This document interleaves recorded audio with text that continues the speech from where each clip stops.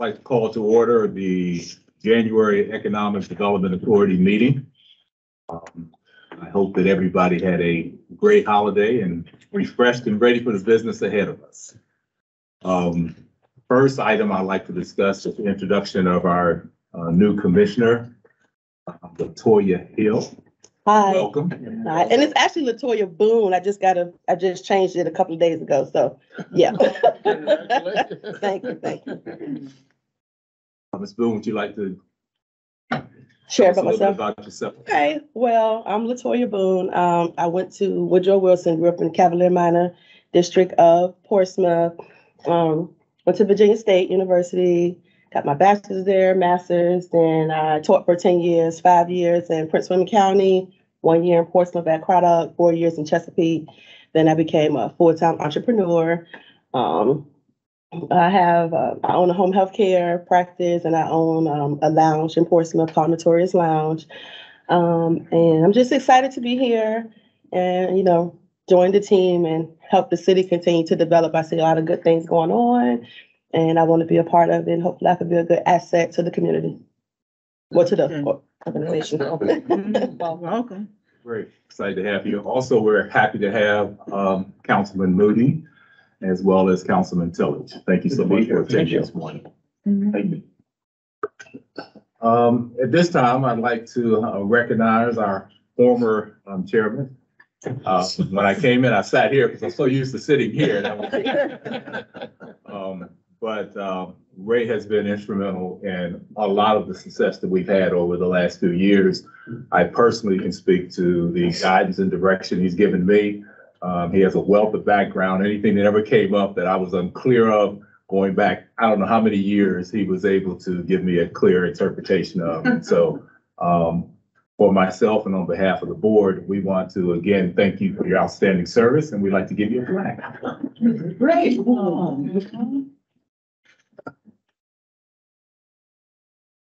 Come over here. The plaque says, in recognition of your 4 years of dedication to the Economic Development Authority of the City of Portsmouth, Virginia, including serving as chairman from January 1st, 2020 to December 31st, 2022. Thank you for your thoughtful leadership and your integral role in promoting Portsmouth economics growth and vitality. Presented by the Economic Development Board. So thank you so much. Thank you.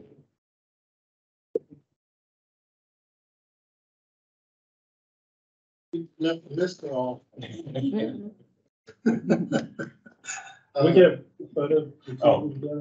Or you have some words to say. No, do I have to say something? One last speech, Ray.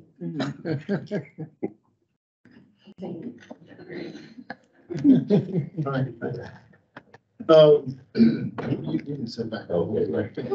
Might be a long time. Oh. Again, thank y'all. This has been one of the best groups that I've worked with, and I've told y'all that before. That I've worked with, the cooperation and camaraderie, and just the personalities. This group was an awesome group to work with, and Malcolm, I made sure that he was prepared for this in any time it came up. So I kept his medication close to him, and because he just letting them know how city government works, and it's just and I would tell everybody, I'm not a genius. I don't know everything. I just been here so long, and when you've been here for years and years, and Bill can attest to that, who's outnumbered me in a whole long ways, but him and I was on council together, and when you're just around and you just see all of the things that the city's been through, and you've been there, done that, it's just been a benefit to help you to be able to make decisions and to and number one, to be able to work with people. And I thank the good Lord for that part mainly, because he's given me that personality and trying to help me maintain my cool through some difficult times when you just want to explode. But he taught me how to mask it. He taught me how to cover it. It got out sometimes, but not much. But again, thank you all for having the faith and confidence in me as being the chairman, and I'm still not going anywhere. I'll be around, whenever you need me, just call. Thank you. Thank you. Thank you.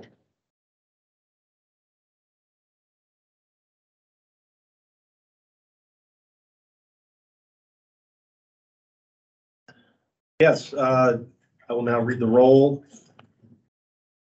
Mr. Barber, Here. Ms. Drury, Here. Mr. Mitchell, Here. Mr. Brown, Here. Mrs. Saunders Smith, Here. Mrs. Smith, and Ms. Spoon. Yes. Chair, we have a quorum. First order of business is the election of officers. As you know, we have a open chairman position. And you can nominate someone or you can nominate yourself. And at the end of that, we will take a vote. So at this time, the floor is open for nominations. Vice Chair Mitchell, I'd like to nominate you as the chair of the Economic Development Committee. I was stuck in that. Okay, either one. Competing. It's a motion by Ms. Saunders Smith and a second by Mr. Brown. Is there any discussion on the matter? Hearing none, I can proceed with reading the roll. Mr. Barber, Aye. Ms. Drury, Yes. Mr. Mitchell, Yes. Mr. Brown, Yes. Mrs. Saunders Smith, Yes. and Ms. Spoon. Yes. Chairman, the motion carries. Congratulations. Thank you. Thank you for it. Okay. Now that we have a chair, Vice Chair, I would like to nominate Neil Barber. Second. the nominations for the vice chair of the EDA. Nomination is Neil Barber. Do we have a second? There was a second? Yes. Yes. Need to open up for any other nominations? Or- You can do that. Are there any other nominations? And the nominations will be closed. You can proceed to the vote. Is there any discussion on the item? Hearing none. Mr. Barber? Aye. Ms. Drury? Yes. Mr. Mitchell? Yes. Mr. Brown? Yes. Mrs. Saunders Smith? Yes. And Ms. Spoon? Yes. Chair, the item carries. A vote is 6-0. Congratulations, Mr. Barber.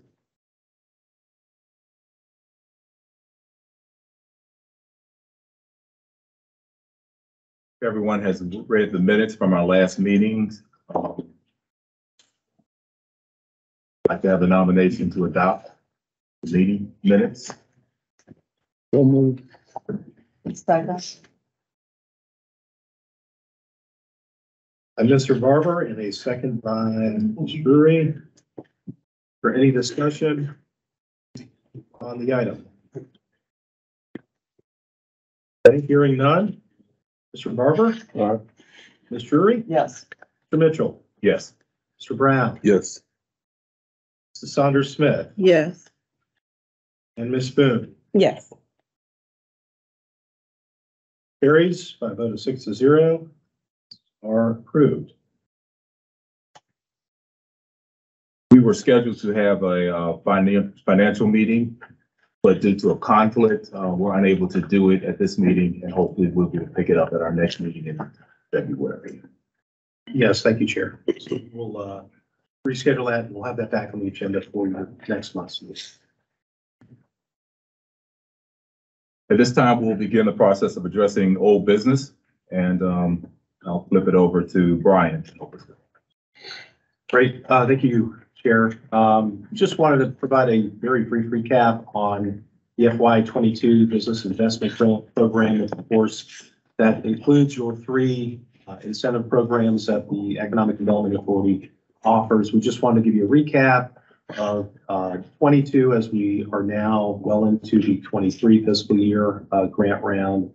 And just for comparison purposes, wanted to revisit the work you did last year to support small business growth here in the city. We awarded a total of 56 grants last fiscal year. You can see the breakdown between the three programs.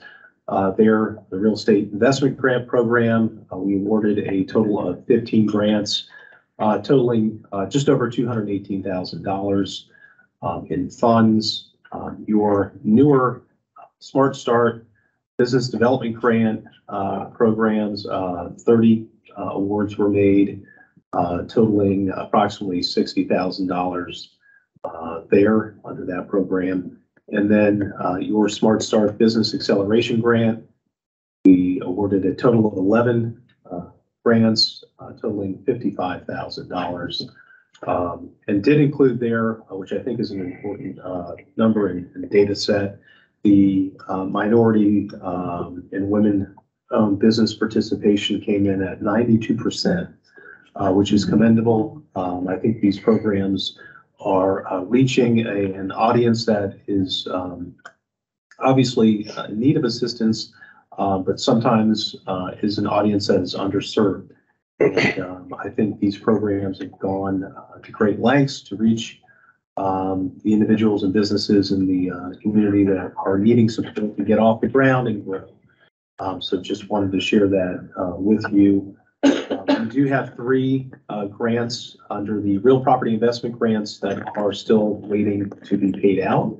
You have provided some extensions on those until March, and you're just awaiting their completion to disperse those funds. We have approximately $75,000 still remaining of the $218,000 that needs to go out.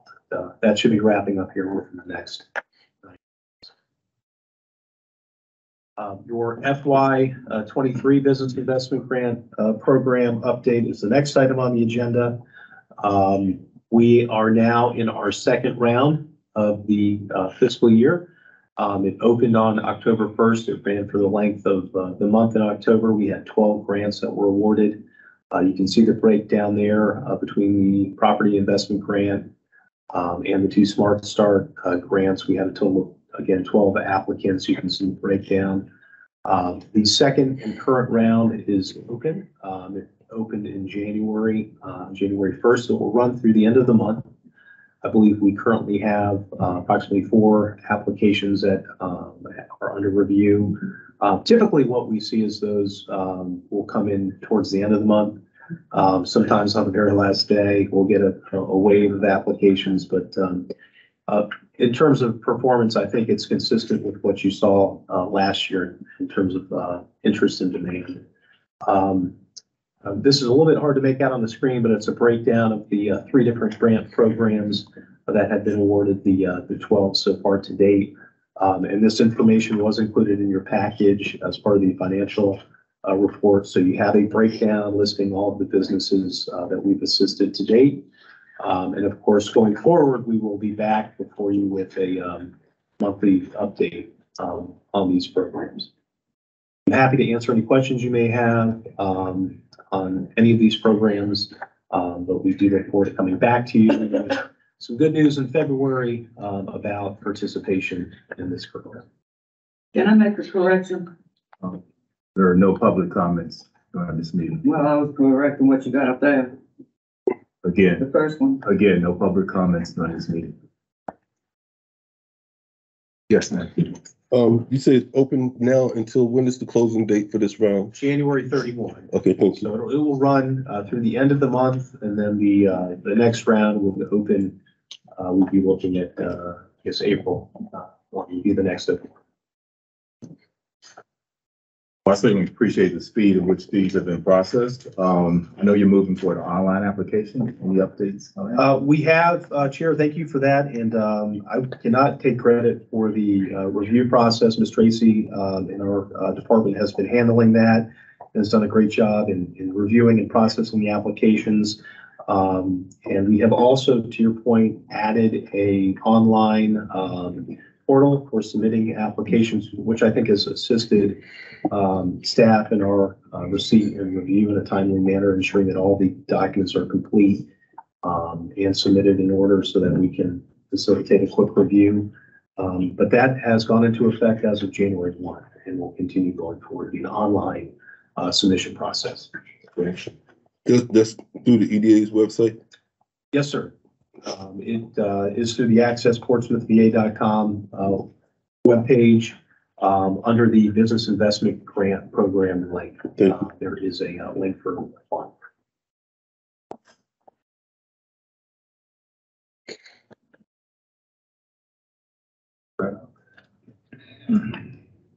Yes, just wanted to provide the board an update on activity in the Craddock community. As you all are aware, but I will share for the benefit of Ms. Boone, the Economic Development Authority has been active in the Craddock community with the acquisition of some vacant and blighted properties, working to assemble sites for potential revitalization and redevelopment efforts.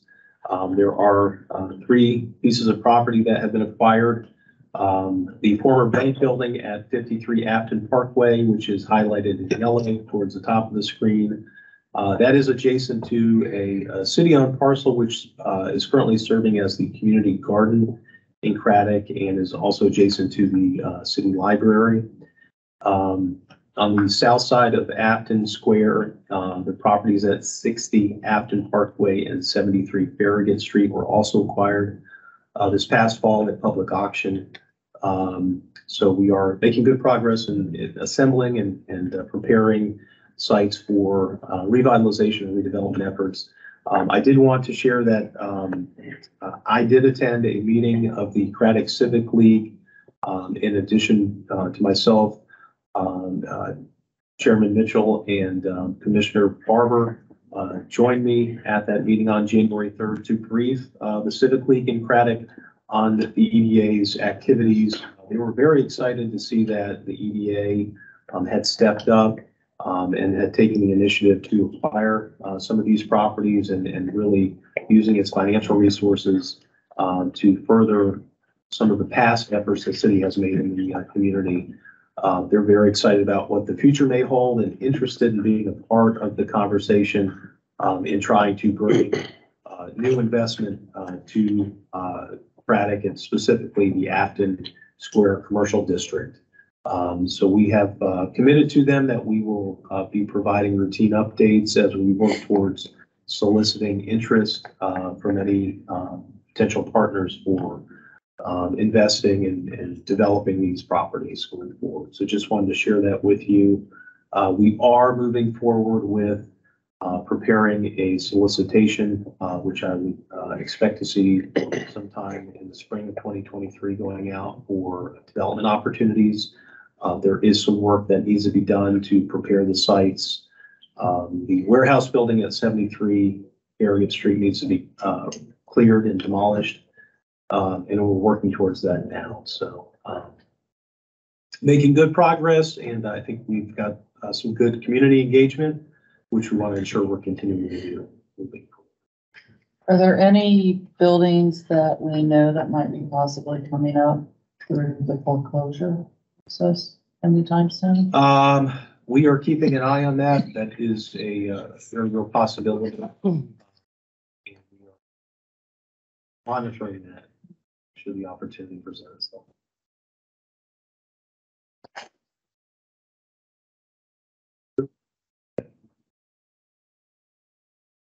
The next item is really a matter of housekeeping. This is the annual statement of economic interest. You each should have received an email from Ms. Deborah White, the city clerk, informing you of the upcoming deadline for submittal of the annual statement, which is February 1.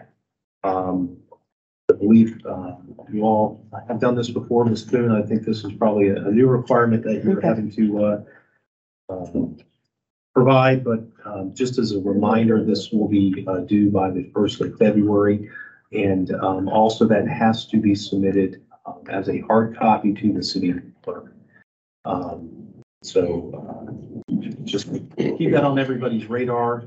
And if there's any assistance you need in that or any questions, you can feel free to reach out to Ms. White or my staff, and we'll be happy to assist you with that. Because there is a fine. There is a fine. I don't know the number offhand, but I can assure you probably don't want to incur that. It's $250. So yeah, you don't want to get hit with that. Thank you. All right, next up is the 2023 retreat. Couple things. We have to establish a date for the retreat, as well as some topics. Some things that have come up are the city of Danville has had an amazing recovery. It's a city that was struggling for many years. One topic was maybe having a representative from the city of Danville talk to us about their strategies and what things they put in place for that turnaround. Second topic possibly is the EDA's financial ability to participate in large-scale projects. So if we do something, for example, on the waterfront, what opportunities do we have to utilize bonds from the EDA? And then the third is having a discussion around minority participation in projects. And it may be scaled based on the dollar amount. So for instance, if we sell a piece of property for $30,000, we may not be asking for minority participation, but if it's $500,000, we may be asking for that, and really put that in the guidelines DA in terms of what we would be discussing with the developer. In that case, is something we might want to consider for the retreat. We're obviously open for more topics. So if there are any other topics people would like to have considered, please forward them to myself or Neil, and we'll make sure that they're put in the agenda. Any comments, thoughts? I'd like to say I did actually, I was a speaker at a meeting, presentation, and a representative from Danville was there with their economic development. And he was speaking on everything. And I've been to Danville in the past year, so I know exactly what he's talking about. It was amazing to listen to him talk about the process and all that. So I highly suggest that. What they've done is amazing if you haven't been to Danville. Neil, any thoughts? I'll second that. And I'll forward something to. Okay. And I'm sorry, is there a date for the retreat? We need to establish a date. Okay. So what I think we'll do is Neil and myself will take a look at a couple dates between now and maybe March and get it out to the board and see which ones they will be most convenient for everyone.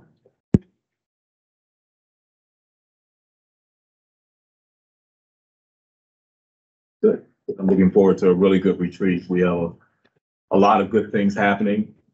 We finally have some decent cash to do some things, which is always good. So this should be a very productive meeting. It's really setting the tone for the balance of the year. At this point, we have a guest who we have been waiting for a while. So I'm gonna leave the introduction to Brian because he's probably a little bit more familiar with Keith. But we're all excited to hear about the tourism strategies in the city of Portsmouth going forward.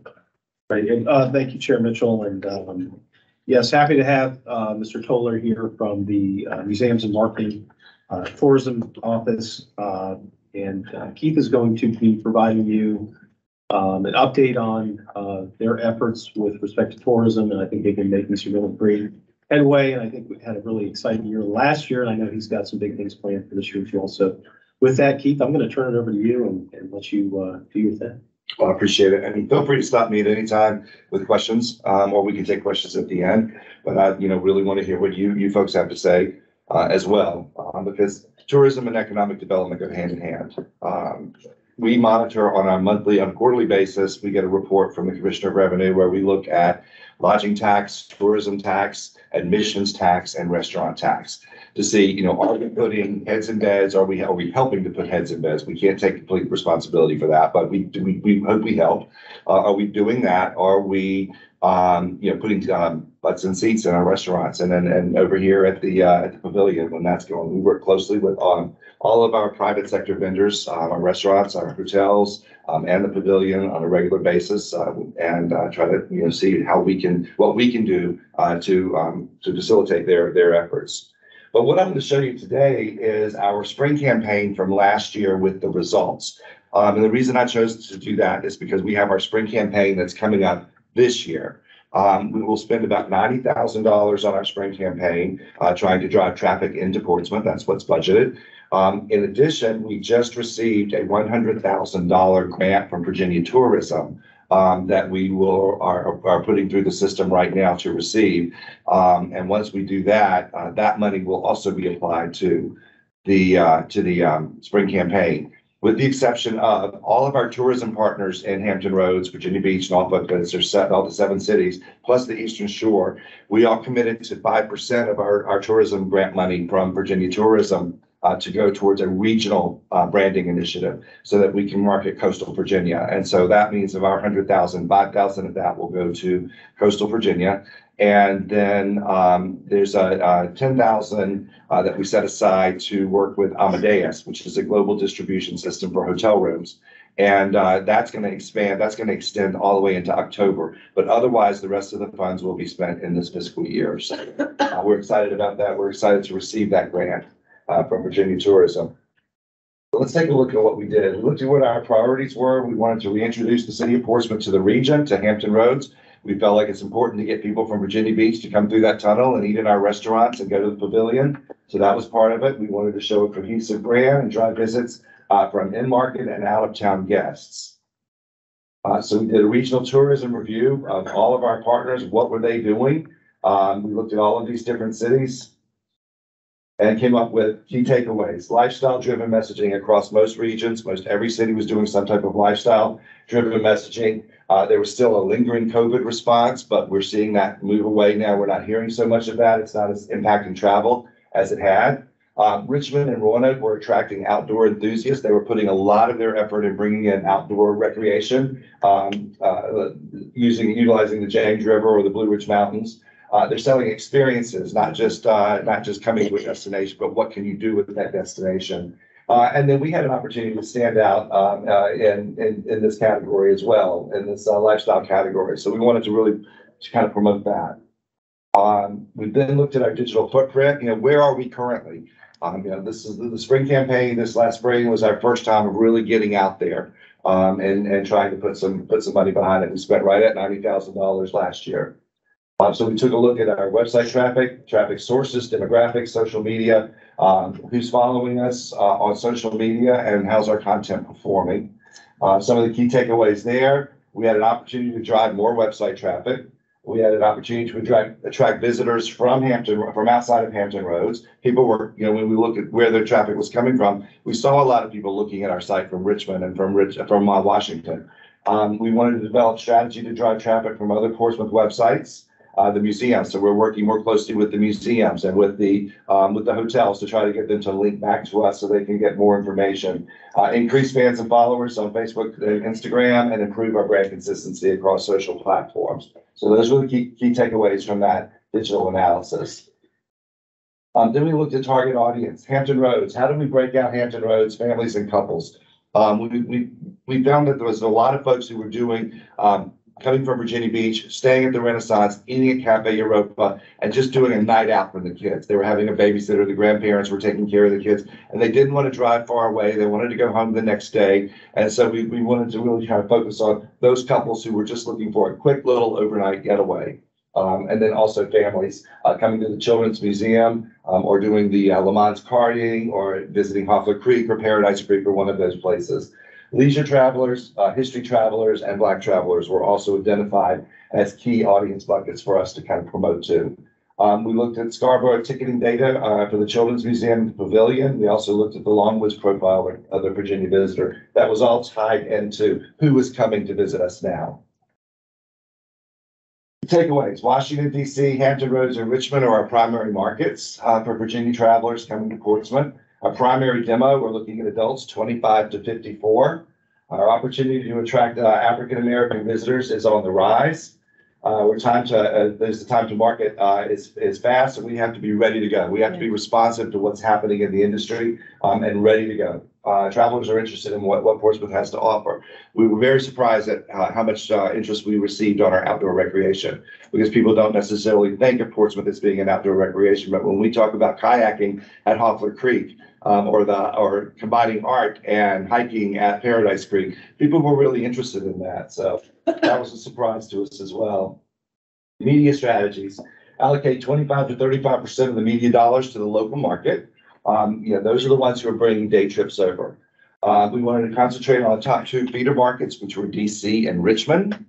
We wanted to focus on the strong capabilities to minimize waste. So what media is out there that is going to minimize waste? If we are advertising to trying to get couples to come here for an overnight stay, and we advertise on Wavy, that's too broad a reach for that. So we really wanted to try to target without wasting the media dollars. Big emphasis, we placed a big emphasis on our digital. That seems to be the way to go now. People are moving away from your more traditional advertising media, so we're putting more emphasis on digital. We wanted it to be very visual. We wanted it to be rich visually because people respond emotionally to visuals. And we wanted to drive our website traffic.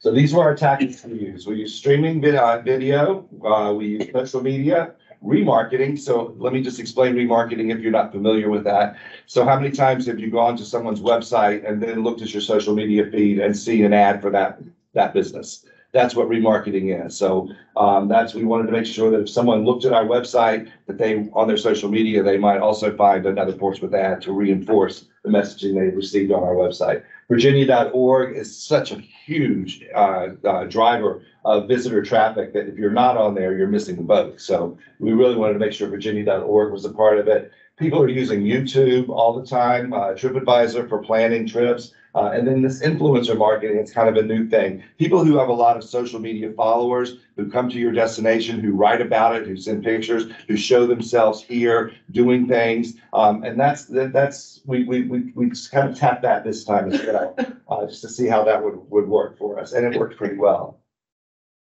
So we looked at our creative. Again, we wanted it to be lifestyle. We wanted to focus on who we were as a community. And so we kind of came up with this positioning statement. We know we've been overlooked. That's because things in Portsmouth have always been a little different. And that's how we like it. It's who we are that makes us stronger. Portsmouth has always been a place to find something new or old or unique or just different. Who else can say that? Let's break out our routine and dare to be bold. It's time to go different. And so our campaign was all centered around this whole go different concept. You're not going to go to the same old place and see the same old things when you come to Portsmouth. You're going to see something that's different. So we had a brand spot that was 30 seconds long. And then we also had 15s and 6s and a whole bunch of different videos. So I'm just going to share a couple of those with you. I'm not going to share them all. Things in Portsmouth have always been a little different, and that's fine by us. Different people and places. Stuff we never knew was here. Hey, that's pretty cool. There's different places to eat. Ooh, yes. Different things to do. Different. What? Not in my bag. Sorry. And different places to get out and explore. So this is Portsmouth? Crazy, right? Go different. Visit Portsmouth. So that was our 30-second brand spot that we ran. And then we had some 15 seconds, and they were more thematic. In Portsmouth, there's always somewhere different to go. And eat. Different. Ooh. Yes. Tired of the same old places? Go different. Visit Portsmouth. So that was one that focused more on our food and food offerings as a culinary destination. In Portsmouth, there's a whole museum for kids. You got this. Ooh, you made that? That's cool. Hey. Time for some real kid fun? Go different. Visit Portsmouth. Obviously, that was to families for the Children's Museum. They call this Old Town Portsmouth. But check out all this new stuff. New, new, and new. And all these different shops too. Good morning. Hey, where are we going? Whoa, go different. Visit Portsmouth. That was one geared towards more towards Old Town as a destination within Portsmouth. And then we had a whole social campaign that we ran. So this is what it would look like from sea to table. In Portsmouth, there's always something different to do and eat. Looking for that perfect spot, they're different. And we would drive people to the restaurant section of our website. Outdoor recreation. In Portsmouth, there are lots of different ways to get out and enjoy the great outdoors. Golf with your feet, definitely different. So that's City Park. We have foot golf. Does everybody know we have foot golf at City Park? Sunset yoga. There are all kinds of different places to get out and explore in Portsmouth, or just do some yoga by the lake. They're different. Working with Hopler Creek for their yoga program that they do out there. Then we had one focused on the Children's Museum. There's always something different to do in Portsmouth. Stuff you never knew was here. Go different, visit Portsmouth. And that's one, so you can see this was more of a carousel. So you can see different, you can scroll through and see the different ones on social media. And then, of course, everything tied back to our website, visitportsva.com. And we wanted to make sure that we had the same graphics on our website that we're showing in the advertising that we were doing. So the markets we chose, well, the media channels were Facebook, Instagram, Pinterest, TripAdvisor. We looked at Hulu and YouTube primarily. Budget breakdown for the market breakdown, we had Hampton Roads was 29, almost 30%, 34% in DC because DC is such an expensive media market, 24% in Richmond, and then we kind of looked at all markets that would get everything about 11% on the market breakdown across the board. That would be all other markets. Media breakdown, Virginia.org got about 6%. We spent about 6% on remarketing, 10% on influencers, 29% on social media, 15% on YouTube, and 31% on streaming. So streaming, just to make sure you understand what that is, if you use Hulu or you use Roku or you use some of those sites, that's when you see those ads on those sites. So let's look at the performance of the campaign. So Virginia.org was really strong for us. You can see what's circled there. They were examples of what the ads looked like on Virginia.org. We had over 409,000 impressions, 4,752 clicks to our website during the campaign. And so that was a click-through rate of 1.16%, which is very strong. Anything under 3%, it's a strong performance for you. So people were interested in what we were saying on Virginia.org. Streaming video, we had 73,000, almost over 750,000 impressions on streaming. We used these were the channels that we used.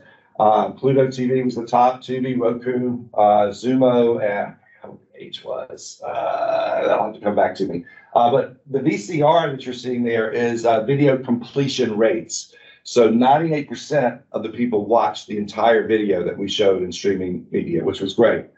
Really, really good. So you can see over here the performance by city. Washington, D.C. had the highest, 346,000 impressions came out of the Washington, D.C. market, 63,000 out of Richmond, 41,000 out of Virginia Beach, and on down the list. TripAdvisor was our least performing selection. So I'm not sure what we're going to be doing with TripAdvisor going forward. We only got 113,000 impressions, 23 cost per thousand was $23.76, which is high. 63 clicks, and that gave us a cost per click of $42.75. Look at what Virginia.org was, $1.16 versus $42.75. So TripAdvisor, we didn't really feel worked for us. So we're not sure that we'll be using TripAdvisor, or if we do, it will be just in a very scaled down manner. Because people are still using TripAdvisor for planning their trip. And this breaks it down by market, by Richmond. YouTube. YouTube is, we ran YouTube in Hampton Roads, Richmond, and Washington, D.C., using all of the forms of branding that I just showed you. We had the 15s, the 30s, and the 6s. Now we had, you'll see here, we had our top viewed ad was the one for outdoor recreation. It was a 6 second. You can't skip a 6 second bumper. So that's why we use 6 second format. You can't use it. You can't skip it. Then we had the 30 second, which was branding, our general branding one. The first one that we showed you showed foodies, live events, travelers. And then this will give you a little bit better idea on the skippables. So 30 second was skippable, 220,000 impressions, $7.80 cost per 1,000. Our non-skippables, you don't want them to skip your 15 seconds, so you pay more for that. So you can see the cost per 1,000 was 20.27, a little bit high, but at the same time, great impressions of people that saw our ads.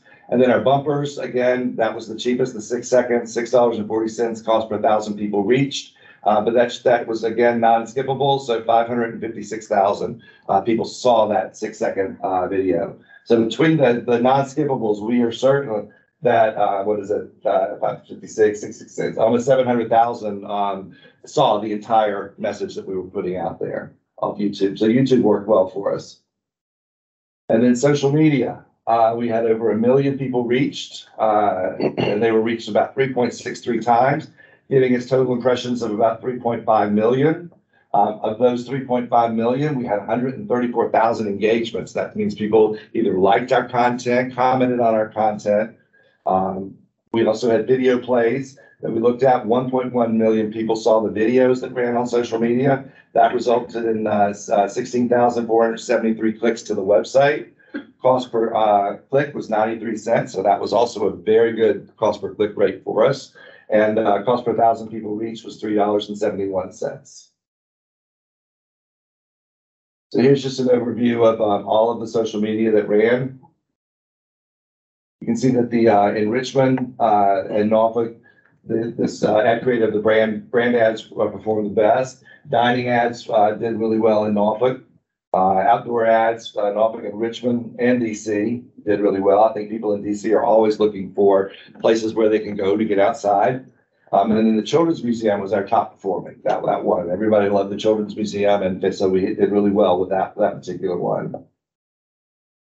The Old Town Set and the remarketing ads that we ran there. So remarketing ran everywhere. So if you were in Denver, Colorado, and you went to our website, you might see that in your feed. Social media influencers. We had 3 of those that came in for this particular campaign.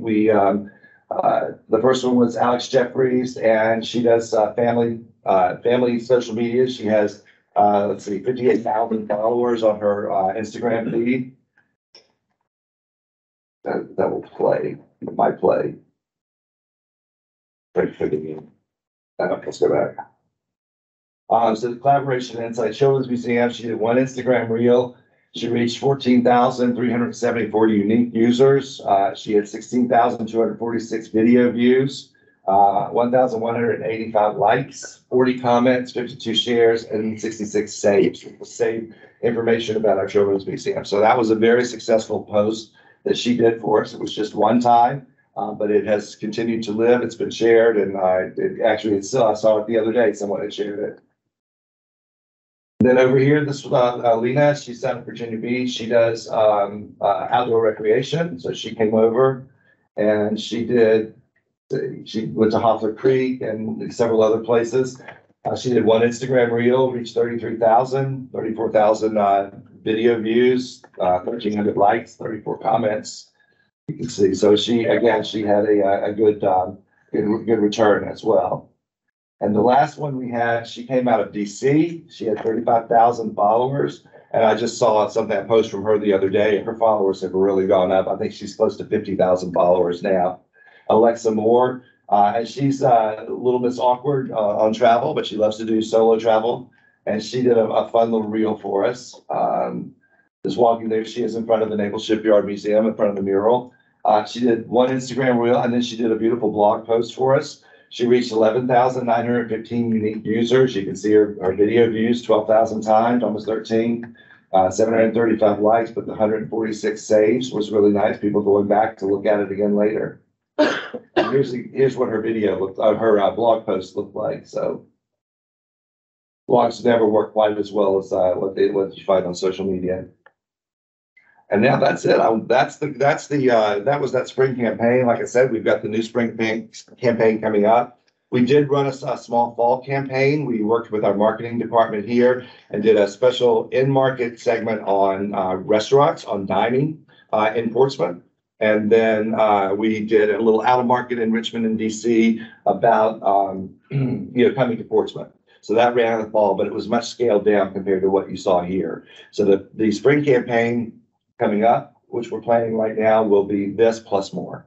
So I'll look forward to coming back and talking to you a little bit about showing you the results of that campaign once it's complete. How will your marketing efforts change with the casino coming online? Well, we've talked to the casino. They kind of want us to slow down. We're anxious to get in there and start pushing the casino. In fact, we talked to them about dedicating the $100,000 marketing grant that we got from Virginia Tourism to casino promotions in new markets. We wanted to look at probably the Raleigh market, the Raleigh-Durham market, and really put that money in there because we feel like that's where a lot of the traffic is going to come from. But they wanted us to slow down on that. They want to, kind of have a soft opening, get everything up and running. And then once they do that, we'll go a little bit more. So I am going to be doing a dedicated page. I've asked them to send me all of the assets so we can do a dedicated casino page on our website so people can find the information there. So we're waiting on imagery and video and copy points from them, and we'll build that page as soon as that's available to us. What I do see happening in the upcoming spring campaign is that we'll just probably have a generic casino clip in there. Won't specifically talk about the casino here, but you'll see that it's one of the things to do here. Keith, when the ad agency develops the ads, do they use a sample audience? Do they use a sample audience? Yeah. Focus group? Focus group. Focus group. No, they did not use a focus group on this one. We put it out on social media first just to test it a little bit and got positive response on it, but we didn't have a sit down focus group on what to do with that. One of the things too that I've done is I have trademarked for Portsmouth Virginia's historic seaport. And so we've been using that too. We've been integrating that into a lot of our materials as well. Love to see that used more. Anyone is welcome to use it. Just put the circle R behind it. Just a quick question, and I'll go with Councilman Moody's statement or question. So Go Different, was it vetted out with marketing? Where did we get that from? The Go Different? Mm-hmm. That was what the agency's recommendation was. They came up with some various concepts, and that's the one that was selected by was marketing at the time, and it was Sharon. Sharon was here at the time, and tourism. She was involved, and we had like local stakeholders. OTBA was involved. They saw it. They knew what was coming. But no city council or at the time anybody who would kind of support it. Or give their input if whether they liked it. No. Okay. And how's the ad agency selected? Is that there was an RFP process? Yes, absolutely. And so the RFP, the contract is managed by our marketing department, and we just have one portion of that. And the museums have a portion of it. Economic development has a portion of it. Parks and Rec has a portion of it. Okay. Thanks. Mm-hmm. I think Teresa had a question. Okay, a couple questions.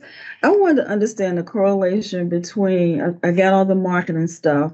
I'm not really understanding the Go Different. That didn't really hit me. Didn't resonate with you. Yeah, it just didn't resonate with me, but maybe other people it does. But no. But okay. But what is the correlation between all this marketing and making sure that we have activities and different things here that would attract people? What is your role as it relates to that? Okay, we work very closely with any of the people producing events. I serve on the Emoja Festival Committee, for example. I work with OTBA on all of their events. I, work with hotels on, any type of packaging that they have coming up, that they want to promote, that we were putting that out there, making sure that that information is on our website. We work with Le Mans Karting when they have their events. We work with Hoffler Creek. They do a lot out there. So our job is on our website and through our social media is we promote all of the events We have a pretty extensive events calendar, probably the most extensive events calendar. You can go to our website and find out who's playing at what restaurant or what guitar player is playing at Barron's Pub, for example. We try to get down to that level so that people who are here know exactly what they can do while they're here. Yeah, okay, that was my key. I wanted to know, what do we have that, if I Google, when I go travel, I like, okay, what can I do here this week? Or what can I do here this day? That kind of thing. And what do you have any roles in determining what festivals we have, what children-based activities, and also signage? When you walk down our area, you go some places and they have digital boards where you can touch and say, you walk down this way and you'll see this and you see that. I know we don't have any of that here. Is that something you would? We don't have any of the digital boards. We do have the Welcome Center that's moved over here to the Old Virginia Sports Hall of Fame. We've been there for 2 years now, which gives us a lot more foot traffic than we had down here at North Landing. And then there's directional signage, which has been up for a while. And you can see it at different places around the city, leading people to the Visitor Center, to Hawthorne Creek, to the different attractions, the Children's Museum. So that is more vehicular traffic. And then we have the pedestal maps, which are located throughout Old Town primarily. And we just updated all of those maps and put a QR code on there this time so that you could scan a QR code and see what's happening. There's an events, links to events. There's one for, family activities. There's one for outdoor recreation, and it all links to different pages on our website through a QR code. I think Kathy was next. Okay. And I'm just gonna start off with, I probably bring a different perspective, and Keith knows this because I opened the Renaissance, so I've been in tourism for 30 years. So my questions are probably a little different. Are y'all doing anything? Are y'all working with, especially the Renaissance, with some of the other hotels on the Saturday night stays going down to the Outer Banks? Because that's huge for Portsmouth. We have not worked with them. We worked with them during when a hurricane hits down there. We work to get them up here for that, for sure. But we have not worked with them just on the Saturday night stays. Because isn't it Saturday to Saturday is your rental? No, it's Sunday to Saturday. So the hotels in Portsmouth, because it's like the last stop before you get to the Outer Banks, has always been a huge driver for Portsmouth. So there might be something, especially with the casino coming on now, to even get more people to stop here. Coming down that Eastern Shore. Yeah, because they like to be here, so that way Sunday morning they can just get up and go. So that was always a huge market for Portsmouth, which Norfolk was trying to get into, but I think Portsmouth's trying to keep it more for itself. And also the Children's Museum, are they using also the ads like into that? Because I'm on all the social media sites. So are they also using what they used? I paid for all of that B-roll footage for the Children's Museum, and so they have their own ads that they run in addition to what I'm. Okay, so they're using it. Yeah, they have an ongoing. And I love the Virginia Historic Seaport. And I was just gonna say on Teresa, part of it goes back to you're not doing any of the events. Is Ports Events ever, there's no Ports Events? No, Ports Events was taken over by the Portsmouth Partnership and they shut down. So we have no private events agency any longer. Right. Parks and Recreation does some of the events, but they're not allowed by law to solicit sponsorships. Okay. So it's just they're just city events. Right. So we're at this point, it's been 10, 20 years that we're relying on just individuals to make events, not with the city. Back in the day, we had that Ports event between all the other cities. When you look at the money that they have. And then lastly, I saw everybody's faces with the Go Different. And I'm just gonna say from my opinion, and this is what I do as tourism, I've seen it Go Different. Maybe not be the exact word, and I've said this in this meeting before. We are different, and we're never going to be Norfolk. We're never going to be Virginia Beach. We're never going to be what else is here. We are what we are, which is incredible. And I can tell you from selling it, the historic, walking tour of Old Town and the restaurants we hear. All my friends come to Portsmouth to go to Still. That's like our #1 restaurant we go to. And then in the beer garden, good God. People come from all over just to go to that. And if you were around, I guess 2 years ago when the Avett brothers had their concert there. I mean, you could not get into a restaurant because it brought in a whole different crowd. Every restaurant, I mean, it was just packed and it was awesome. I was so thrilled. But we are different, and that's what we need to push. And I know that sounds like we're putting ourselves down, but we're not.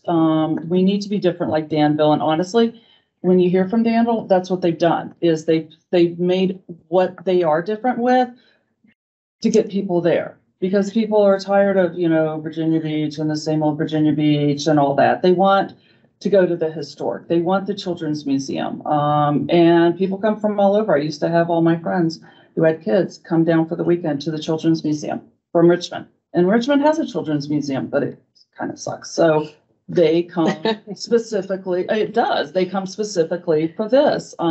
So I agree, we need to play up what makes us different. We're a small town. We have different restaurants that no one else has.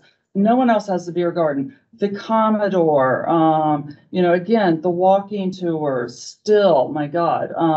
People drive from all over to go to Still, let me tell you. So maybe the wording isn't exactly it, but the concept is definitely it. So, so I applaud on that. And I think the Virginia Historic Seaport, love that. And I think that's really like a way to go with it. I really do see that. And sorry, my last question, and I know it's just because I see more on this. So is the Renaissance, I saw this on Facebook the other day about the casino, and someone was saying, oh, there's no hotel, where are they going to stay? So is the Renaissance doing anything like a package with the casino? Renaissance is offering a package. They have to offer a certain discount in order to be included on the casino website. But for the high rollers, the casino is using the Glass Hotel in Norfolk. Yeah, so that's one of their key hotels is the Glass Hotel in Norfolk. So we're going to lose out on that lodging tax. And for their lower income, they'll be sending people to Chesapeake because we just don't have the hotels. No, I know. And So- the Glass Hotel, I mean, if you haven't stayed there, it is amazing. Yeah. So I can see that. Oh, wow. But yeah, they are working with the Renaissance. So we Center. need the hotel there. Yeah. One of the things we see across the board, across the nation, is hotel rates have gone up. And when you look at our average daily rate, or if you traveled anywhere, you're paying more for hotels now.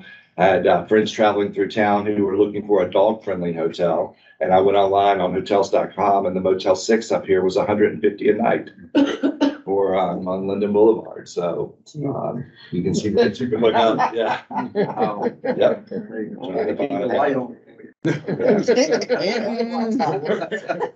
But one of the other things that what Kathy was saying is that if I had my way, there is no downtown Portsmouth, and I hate seeing downtown on the signage out there. Downtown is across the water. Everybody refers to that as downtown. This is Old Town, and then you've got City Center at Virginia Beach, and so I would rather us get rid of downtown altogether again because we are not downtown. We never sold it as downtown. We always sold it as Old Town. But the historic seaport is. Okay, we're gonna let LaToya ask a question and after then we're gonna wrap. Well, she kind of like was in my head and saying everything that I was saying, but real quick, I will say, I honestly like to go different. Reason being is because when I Google really TikTok is a big thing now. Right. Almost really bigger than Google. People are going to TikTok more than anything. So we might want to look at doing TikTok ads. It'll be a campaign. And when you put in something, you say different things to do in Portsmouth, unique things to do. So the word different is necessary because people do want to do something different. And for me, being from Portsmouth, I'm not gonna lie, just sitting right here digesting everything, it made me say, well, maybe I need to look at Portsmouth differently because how I grew up in Portsmouth is unfortunately is bad. Is this, is that, and just sitting here living in Portsmouth, I'm not even aware of all of these different things we had. So it gave me a different perspective. And I think while we're focusing on people coming from other areas to come here, this will help people who's here in Portsmouth, who has to spend the money in Portsmouth because they live in Portsmouth, think about Portsmouth differently. Because oftentimes we hear about the bad things.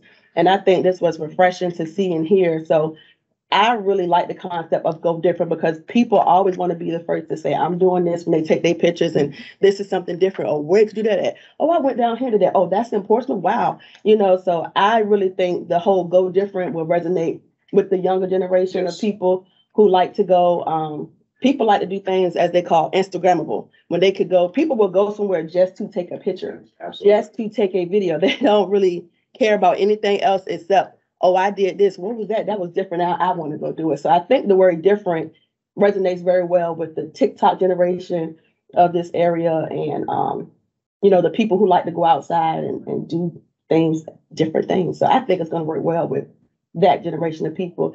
And then as she was stating, I was concerned because I have a lounge in Portsmouth, and every time we have an event, the first thing they ask me is, what hotels do we have? And I always feel bad I prefer the Renaissance, but it is kind of pricey for some people. So then they have to go to Chesapeake or somewhere else. So I'm hoping that we do have some more lodging coming up, because when people do come here from Richmond and DC, you do want them to be able to stay in Portsmouth.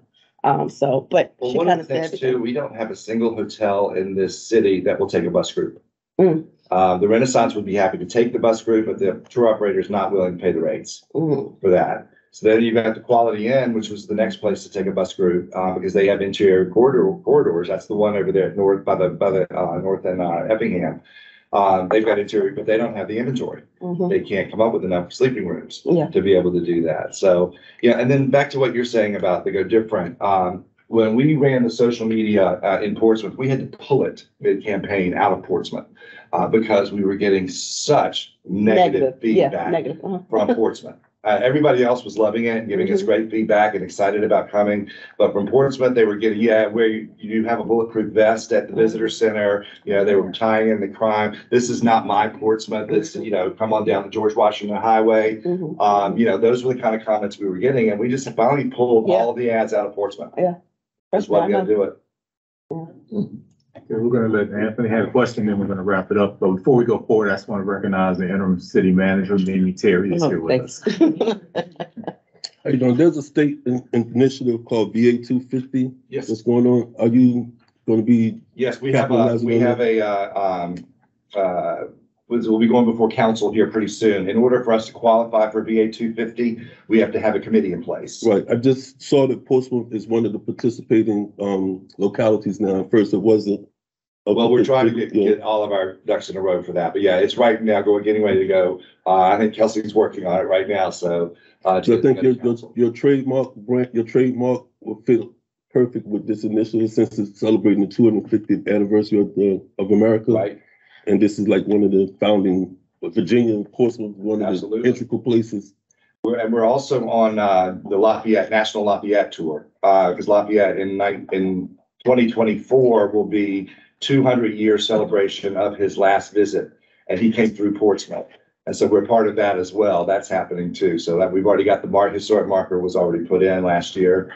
And so that's happening. But yeah, the VA 250s, I think they approached us about a year ago, but they never got to the tourism office. So nobody, really did anything with it. And so we heard about it. I see what James McCann is on it now. Yeah. So, and I'm not trying to be facetious with this statement, but where do black travelers go that other travelers don't go? Because you had a whole designation for black travelers. It's not where they go that others don't go. If you target the black traveler and say you're welcome here, they're doing the same things. It's not like you're saying that there's just certain things that black travelers are going to do that white travelers don't.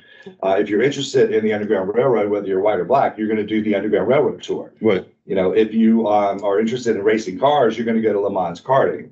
But it's just a matter of making sure that everyone is seen in the advertising that's done, and that it's a welcome place for all. Right, and that made me a little nervous too. And then it was there, but on the next slide it said African American, and I kind of am following his. A traveler is a traveler is a traveler. Black, brown, pink, purple. That didn't set well. Yeah, we just wanted to make sure that it's racially diverse in all of the advertising that we put out. But there are some media like BETV. That's going to target more of a black audience than, say, one of the other channels like I'm making it up, HTV, but BETV will definitely target more of a black audience, and that's why you say the black traveler. It's not saying, it's just a matter of how you to show and to target the way how people use media. Yes.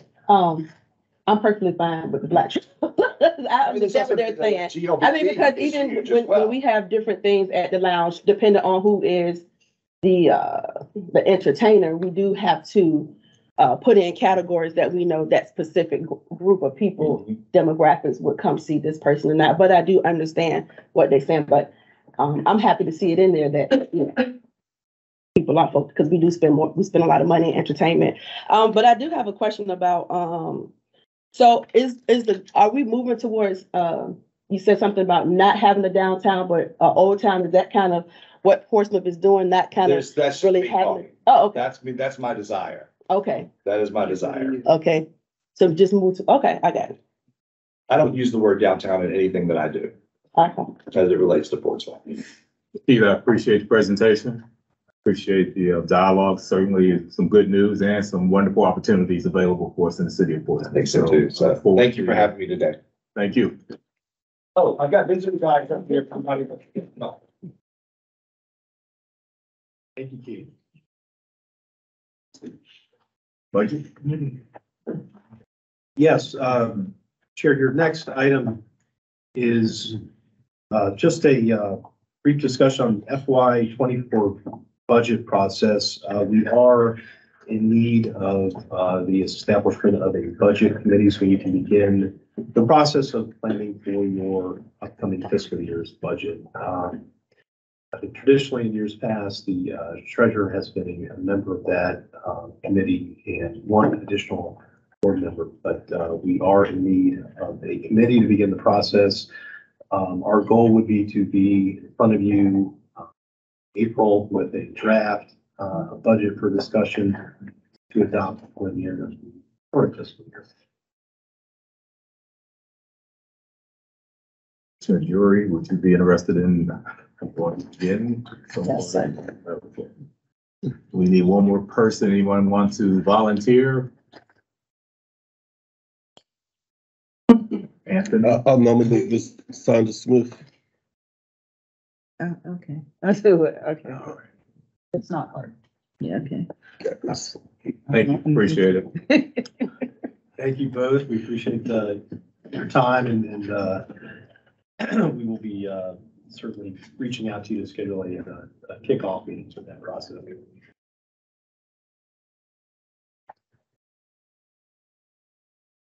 The Hard Time Skate Shop. We wanted to just have a brief discussion around that. Yes, Chair.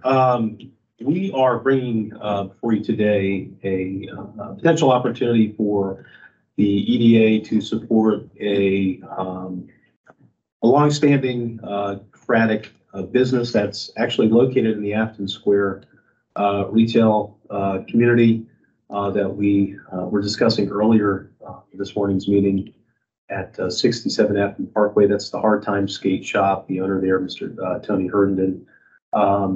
Back over the holidays, actually, the day after Christmas, Mr. Herndon entered his store to find that there was a water leak from some of the residential units up above his establishment there, which damaged a significant portion of his store inventory and equipment. So really quite a mess that he arrived to find in the store.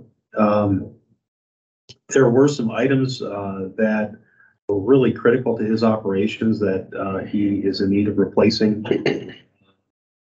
I had reached out to Mr. Herndon after hearing of the news and had just a brief conversation with him.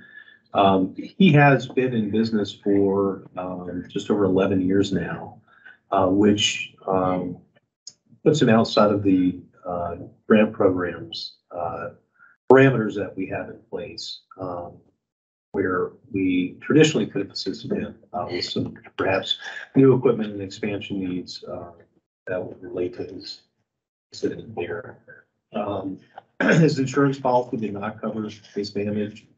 And what I am bringing before you, should you choose to move forward, is an opportunity to provide a one-time economic development grant to Hard Times to support the replacement of the equipment that was damaged. What that would consist of would be a laptop computer, their credit card processing machine for payments, a cash register, a display wall, and then some digital devices for controlling content that they stream in the shop as part of their advertisements. In total, those pieces of equipment, it comes to just over $1,400, $1,425 to be exact. We have taken a look at preparing a resolution to provide a grant, which would be reimbursement based. Mr. Hearn did not to exceed $1,500 to assist him with reopening his store. It is one of the few long-standing retailers still present in Athens where we'd like to support keeping him there operating. So with that, I'll turn it over to the commissioner for discussion. Any discussion?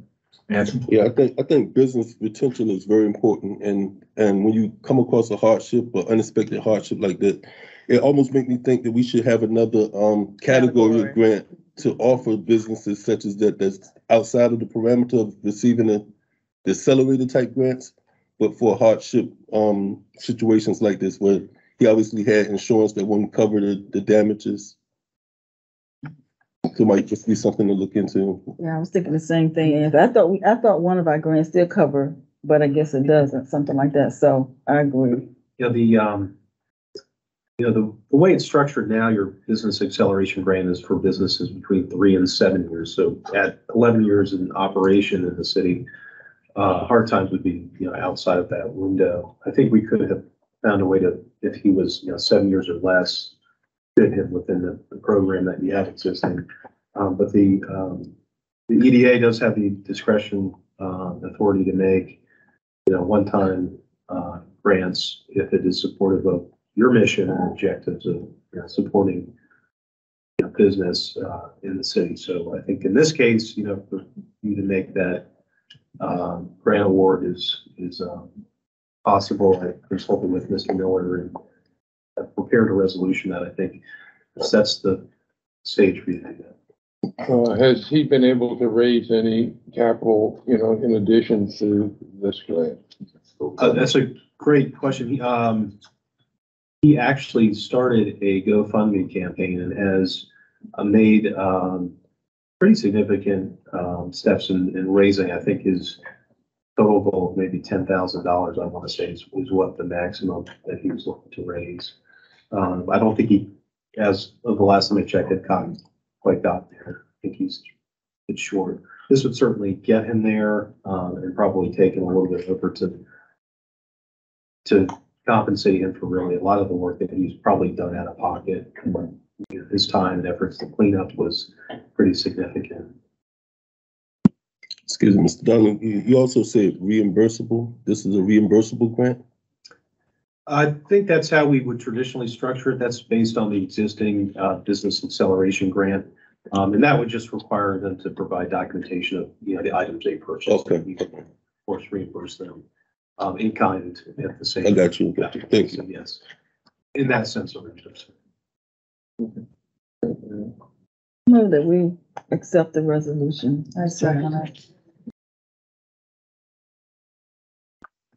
And we can address that topic maybe at the retreat. Okay, well, I will read the roll. The resolution was provided in the package, so you should all have that. Mr. Barber? Aye. Ms. Drury? Yes. Mr. Mitchell? Yes. Mr. Brown? Yes. Mrs. Saunders Smith? Yes. And Ms. Boone? Yes. Item is approved. I vote is 6-0. Okay, at this point, we're moving into a closed meeting. I'll ask Commissioner Drury to read the announcement.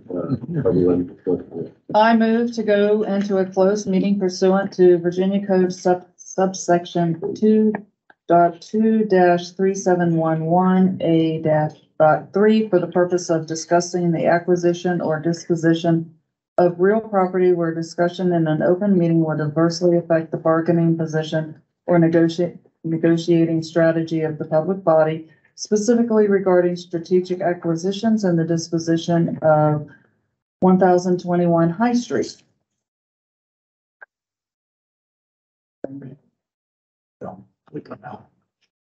Second. By Mr. Brown, thank you, sir. The roll, Mr. Barber. Aye. Ms. Drury. Yes. Mr. Mitchell. Yes. Mr. Brown. Yes. Saunders Smith. Yes. And Ms. Boone. Yes.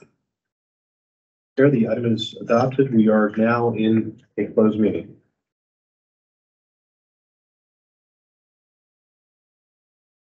I hereby move that each commissioner certify that, to the best of his or her knowledge, only public business matters lawfully exempted from open meeting requirements under the Virginia Freedom of Information Act, and only such public business matters as were identified in the motion by which the closed meeting was convened were heard, discussed, or considered in the closed meeting just concluded.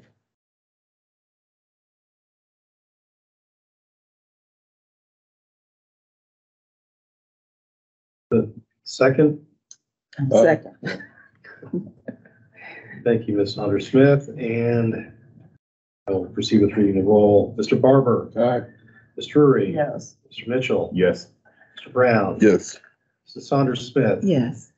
Ms. Boone. Yes. Here we are now in open meeting.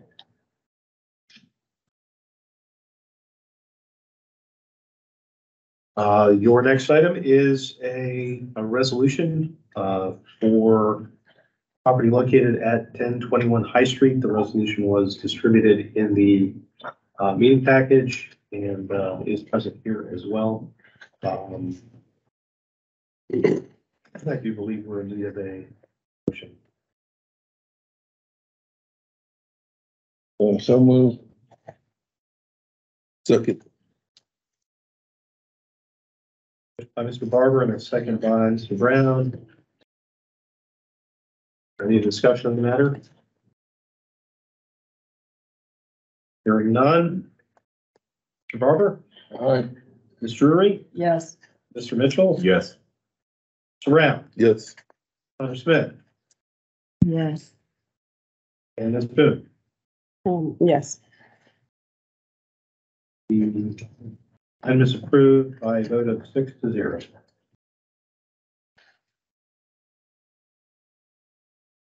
Here we are now on to items submitted by board members. The items board members would like to discuss at this time. Could I ask, you had, when you had all of the grant information up there, it's in our packet and I've looked at it, but I don't see the 2023 one in here. It's all just the 2022. So if we can have that sent out. We can certainly do that. I was under the impression it should have been in your package. Does it just look different from the screen onto here? It doesn't look like it's in your handout. We can certainly circulate Okay. that. Yes, Thank you. absolutely. Any other comments?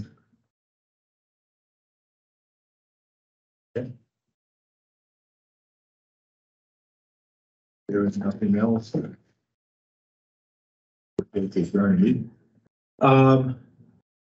Report backs is your next item. I did have just a update for you on some of the dates for the casino.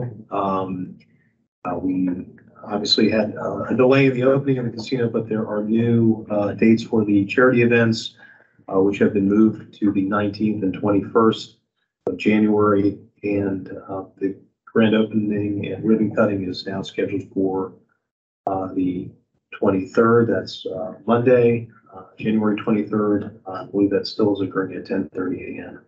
You should be, if you are registered, you should be receiving updated information for registration for the event. So, Did you send that out again?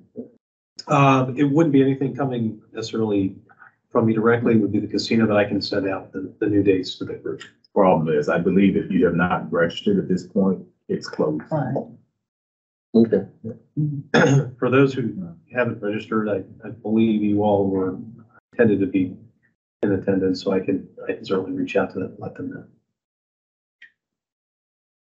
Do we have anything to do with the ribbon cutting on the 23rd? Are you saying that for us to attend? Yeah, that I never saw. I didn't For, your attendance, believe you all are, RSVP'd. If you have not done so directly, I believe I have notified them, so. Okay. You should have gotten Remember multiple seeing that. invites, if not, directly from them. I believe we forwarded one. For the ribbon cutting? I No, didn't remember anything on the ribbon this is cutting. for the charity event. Yeah, we got, Yeah, we got the charity event once. I don't ever remember seeing anything on the grand opening. no, Okay, Y'all? well, we will reach out to them and make sure that you've been, Yeah. in addition to being, registered for that in terms of Okay, attendance. yeah, 'cause I don't. We'll get an update on the information for the new date for you all, but it is, Okay. intended that you be there present if you're available.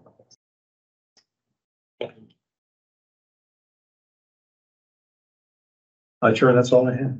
Okay. That concludes our meeting for January 17th. Thanks for your participation.